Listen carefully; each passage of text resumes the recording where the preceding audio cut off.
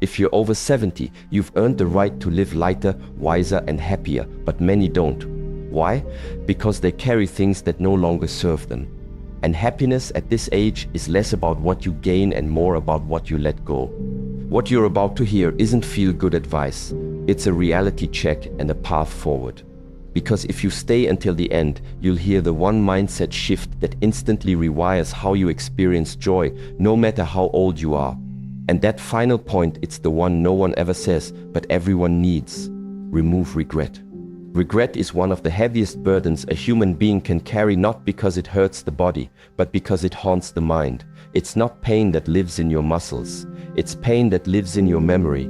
And the older you get, the more chances regret has to sneak in. You think about the things you didn't say, the chances you didn't take, the time you didn't spend.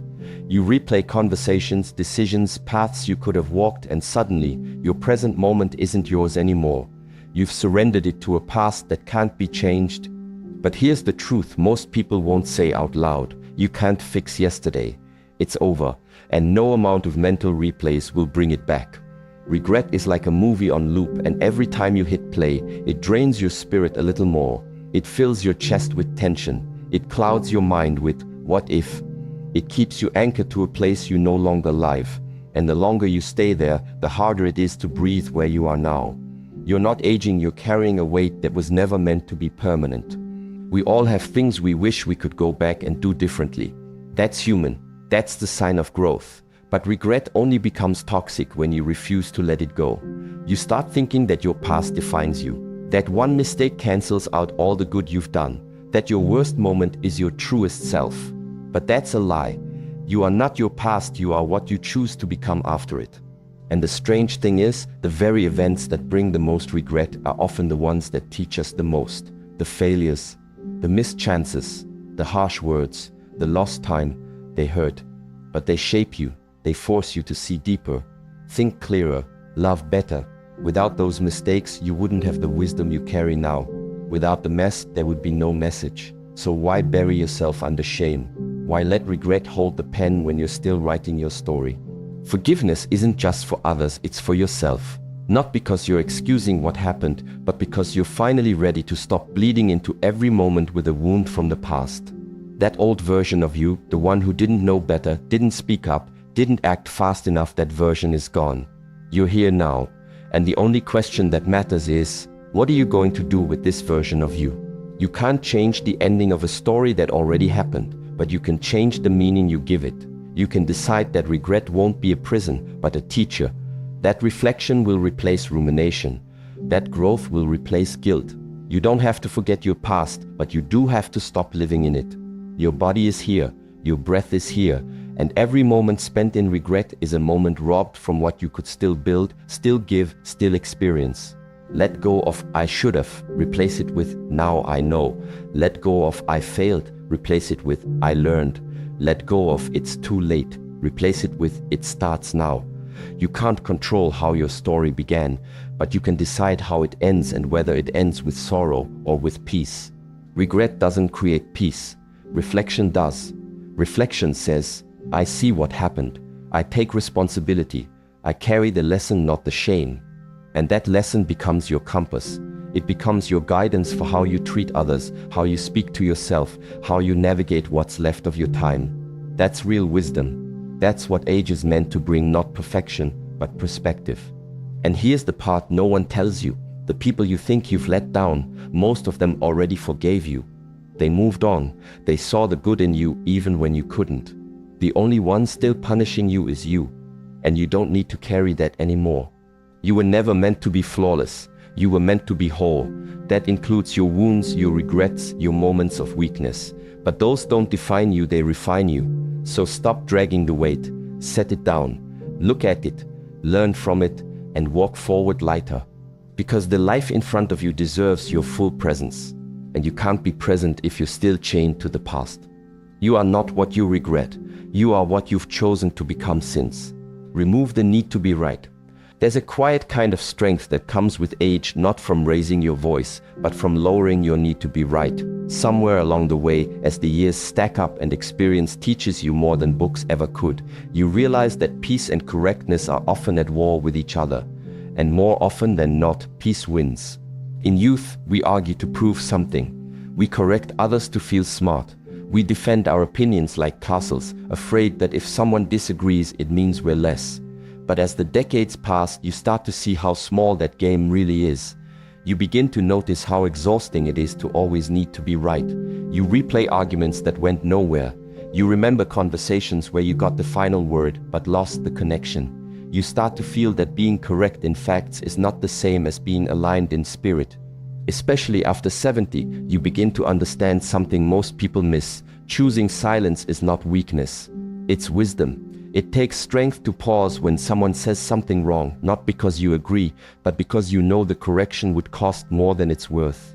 It would create friction where there could be flow. It would plant defensiveness where there could be openness. And most of all, it would serve your ego, not your peace. Letting go of the need to be right doesn't mean you don't care about truth. It means you've come to value peace over performance. You've learned that most people don't remember what you said, they remember how they felt in your presence. Were they judged? Or were they heard? Were they lectured? Or were they welcomed? Every time you resist the urge to correct someone, you create space. Space for the relationship to breathe, for the conversation to continue, for respect to deepen, not because you agreed, but because you chose connection over control. And here's the powerful part. When you stop trying to be right all the time, you become more open. You start learning again. You hear new perspectives. You become someone others feel safe around. They know they can speak freely without being shut down. And ironically, this makes people more willing to hear you. Not because you're louder, but because you're lighter. There is a certain dignity in letting others have their opinion, even when it's flawed, even when it doesn't match your truth. You understand that everyone sees the world through their own lens, shaped by their pain, their upbringing, their season of life. And sometimes what people need isn't correction, it's compassion. They don't need you to win the debate. They need you to listen with patience, to nod with kindness, to let the moment pass without tension. And yes, this is hard, especially when you know you're right, when someone shares misinformation, when someone speaks carelessly. But every time you choose silence, every time you choose stillness over self-righteousness, you build inner strength. You become the grounded one in the room. The presence others look to, not because you dominate, but because you embody grace. That doesn't mean you stay silent in moments of injustice.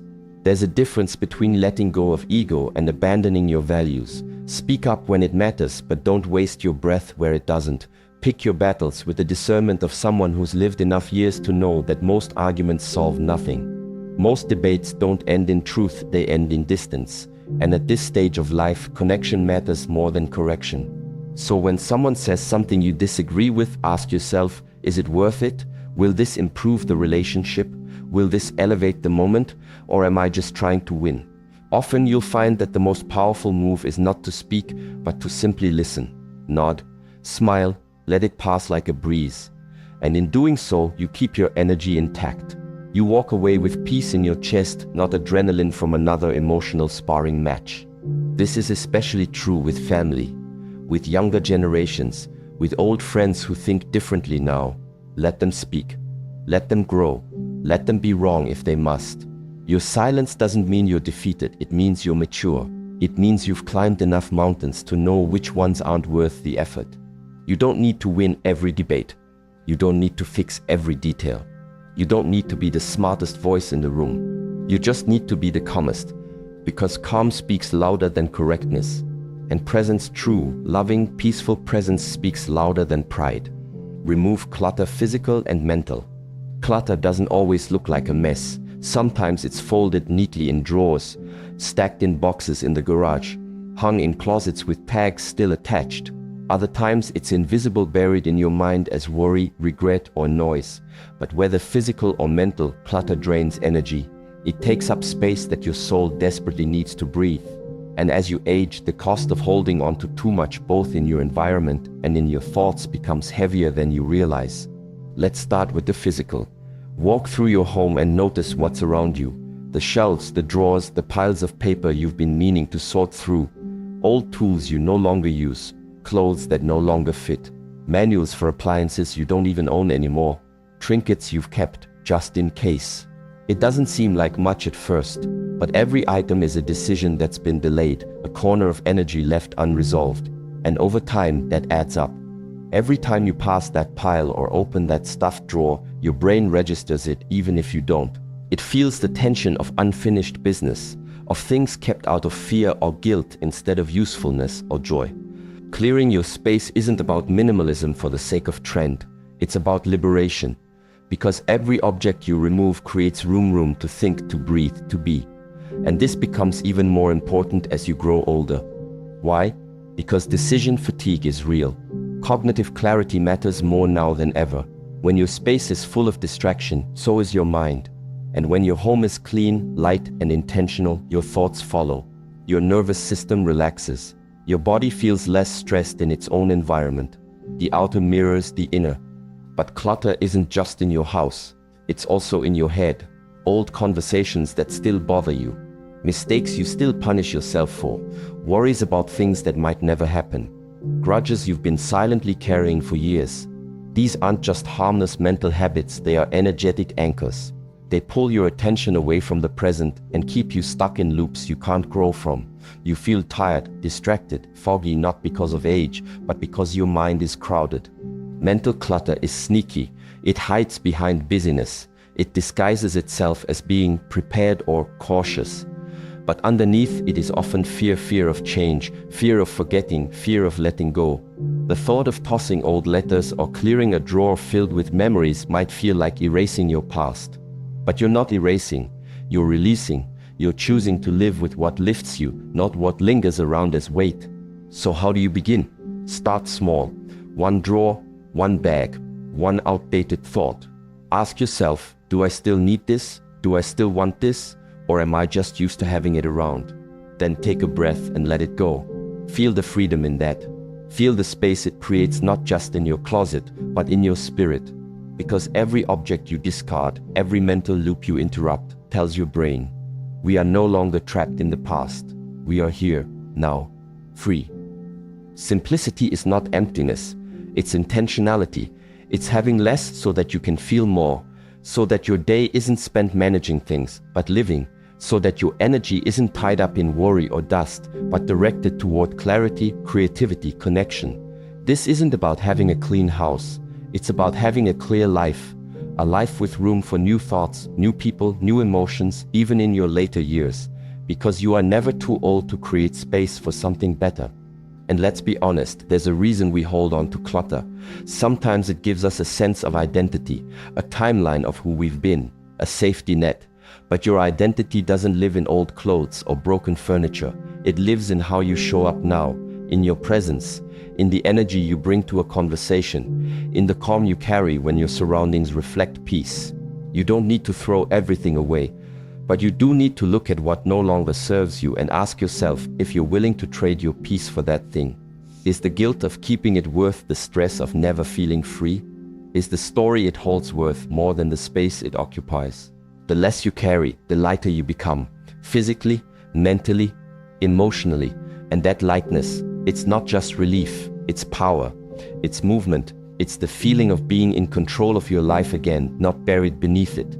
You begin to feel capable, more focused, more alive, because your attention isn't being drained by clutter, it's finally yours again.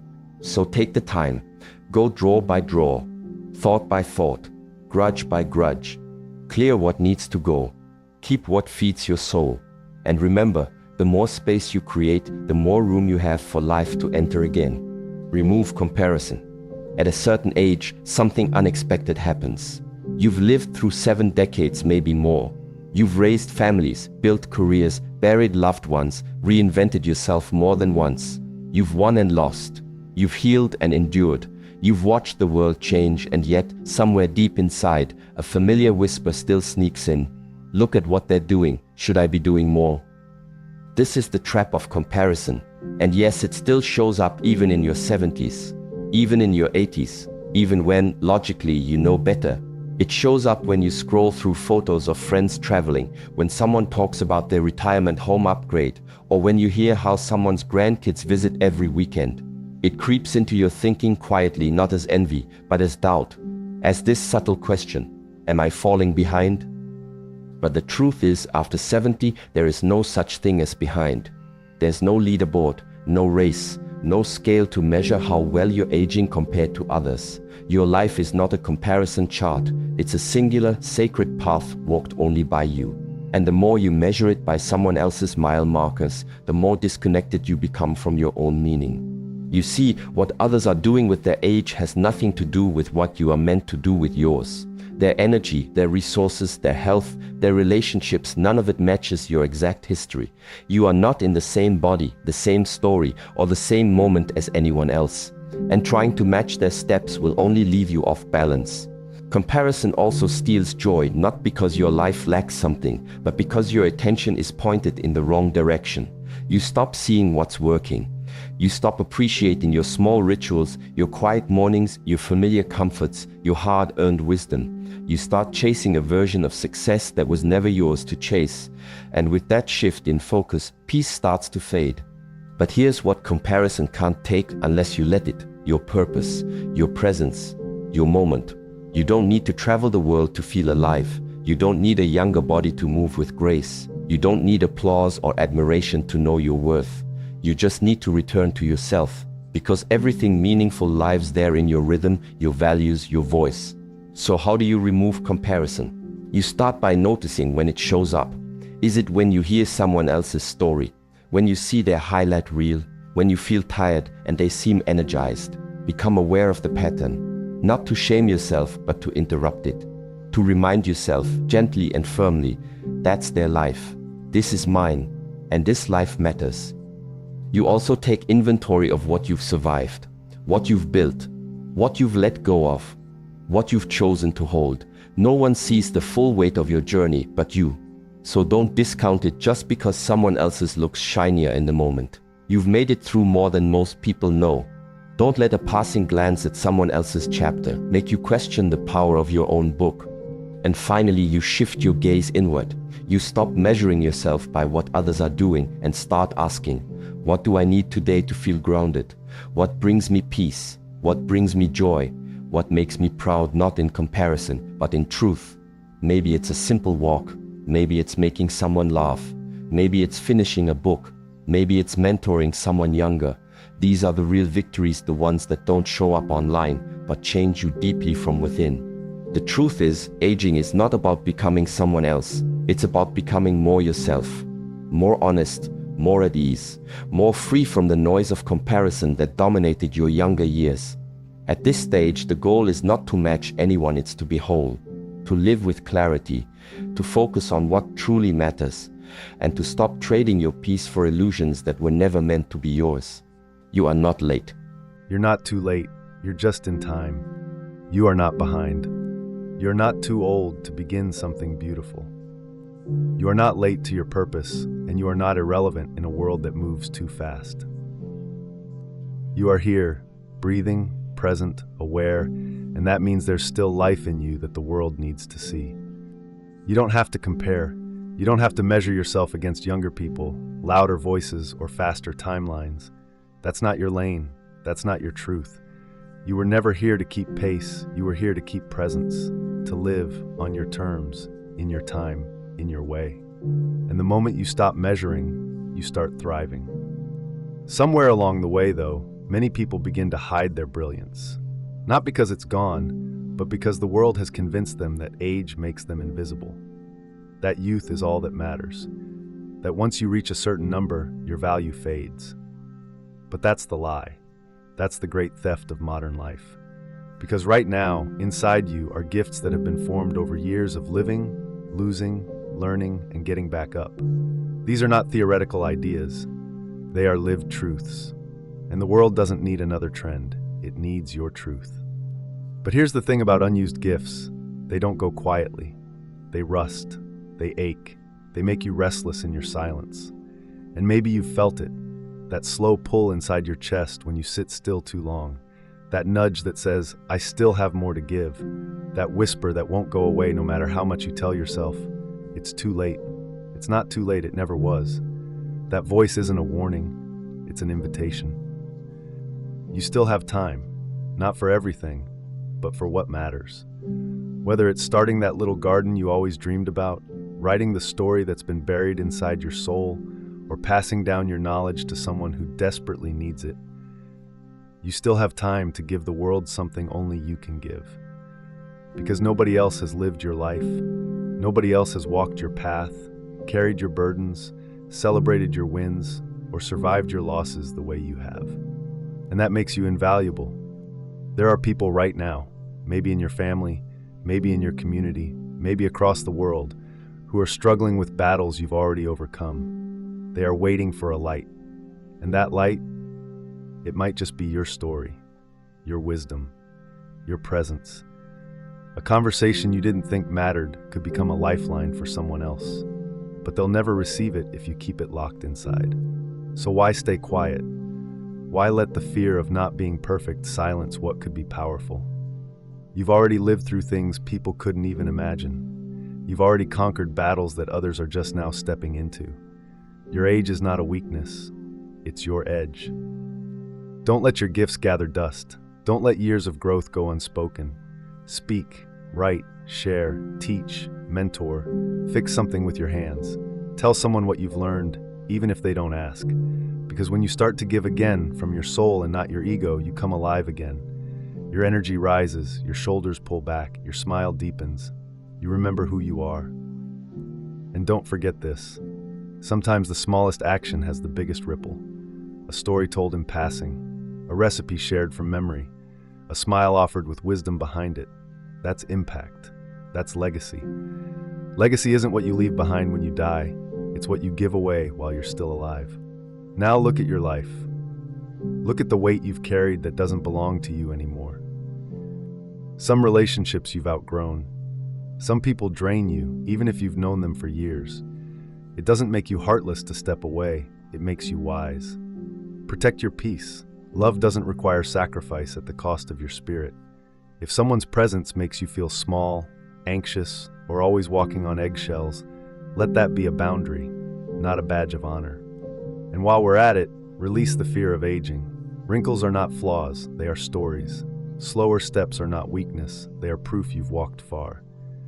The world tells you aging is decline, but the truth is, aging is awakening. You're not running out of time, you're running out of reasons to waste it. You are not too late. You are not too old to heal, to grow, to change your diet, to walk more, to try something new. Life is still happening.